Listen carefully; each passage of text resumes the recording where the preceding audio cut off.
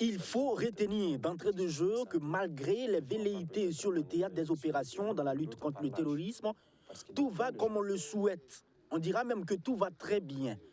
Il y a la motivation. C'est ainsi que le chef de l'État décrit la situation. Ça va, mais le gouvernement ne communique pas assez, tout simplement parce que cela obéit à des phases.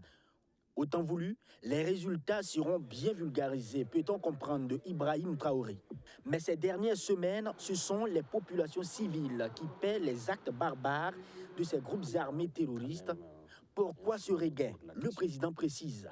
L'offensive qui a commencé depuis le mois de novembre contre ces groupes armés terroristes les ont amenés donc à changer un peu de cible. C'est malheureux qu'actuellement, je dirais qu'ils sont aux abois et ça fait qu'ils s'attaquent de plus en plus à des civils désarmés parce que ce sont les derniers moments de débat en fait. Oui, ce sont les derniers moments pour ces bandes armées, car jusque-là, la véritable phase offensive au sol n'a pas encore démarré. De l'avis du chef suprême des armées, pour l'heure, son équipe et lui sont dans une phase de collecte de données pour les renseignements, chose sans laquelle la guerre ne peut être menée convenablement. Qu'à cela ne tienne, les opérations aéroterrestres se poursuivent. Et quand on poursuit l'ennemi qui se retrouve de l'autre côté de la frontière, comme au Niger, dans le cas de Falangoutou, il y a problème. Falangoutou est dans une zone un peu stratégique qui rend un peu difficile donc, la poursuite. Il y a la proximité avec les trois frontières qui sont des zones qui forcément on ne peut pas s'engager dans une poursuite traverser la frontière sans au préalable pouvoir aviser le partenaire, ce qui peut prendre du temps. C'est un combat qui se déroule très vite. Parlant de partenariat, IB ne veut plus tergiverser. Le MPSR2 a pris le risque de venir au pouvoir par les voies non démocratiques et il ne veut plus se faire dicter des intentions et des choix. C'est du gagnant-gagnant désormais qu'il veut pour son peuple. Il y a plusieurs missions qui ont été effectuées, d'autres sont à venir pour vraiment scruter d'autres horizons.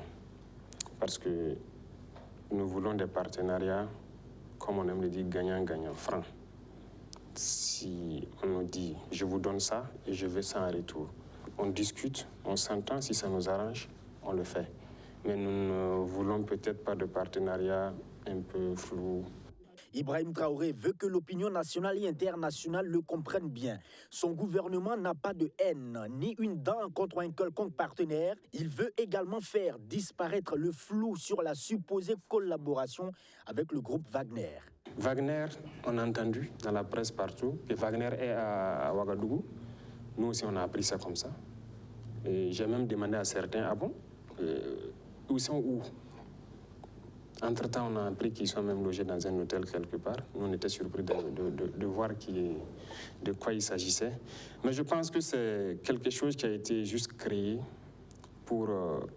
vous voyez, il y a un état d'esprit général. Lorsque vous traitez avec Wagner, tout le monde vous fuit. Donc, c'est quelque chose qui a été créé pour que tout le monde nous fuit. Eh bien, félicitations, c'est bien. Lorsque vous vous retrouvez coincé comme ça, vous êtes obligé de développer des solutions endogènes. Wagner, nous avons nos Wagner déjà. Les VDP que nous recrutons, c'est les premiers Wagner. Le volet communication dans la lutte contre le terrorisme n'était pas en marge. Le chef de l'État insiste encore, comme l'a fait son Premier ministre, les hommes de médias doivent faire attention avec les propos tenus sur les plateaux pour ne pas saper le moral des troupes. Ce n'est pas une tentative de musulman pour lui, mais le contexte sécuritaire l'exige. D'ailleurs, il annonce que bientôt, les journalistes seront associés lors des prochains déploiements. Ce n'est pas du musulman, mais c'est comme je le disais, ce sont des phases de nos opérations. Nous sommes dans une phase de collecte de renseignements et d'opérations aéroterrestres d'opportunités. La presse a un rôle très important. Vous devez avoir cette technique de communiquer pour galvaniser le soldat, le combattant qui est sur le terrain. Et je sais que vous savez le faire. Donc même sur le plateau télé, il faut avoir cette technique pour motiver le combattant, parce que c'est lui qui risque sa vie pour la patrie. Les déploiements qui sont en cours, lorsque les vraies opérations vont introduire la guerre, vous serez invités et on aura besoin de journalistes de guerre pour nous accompagner sur le terrain et pouvoir relater correctement cette guerre. D'autres initiatives endogènes visant à restaurer la souveraineté du Burkina Faso, comme une bonne justice, l'agriculture, l'emploi des jeunes, l'approvisionnement en vivres dans les zones rouges, sans oublier les exactions reprochées au FDS et au VDP, ont été élucidées par le chef de l'État. Ibrahim Traoré, en dépit de toutes ces difficultés dans cette guerre, reste confiant. Pour lui, le Burkina Faso est sur le chemin de la victoire. Les moyens pour observer tous les mouvements sur le sol burkinabé sont désormais disponibles et la victoire est certaine. On est plus que convaincus.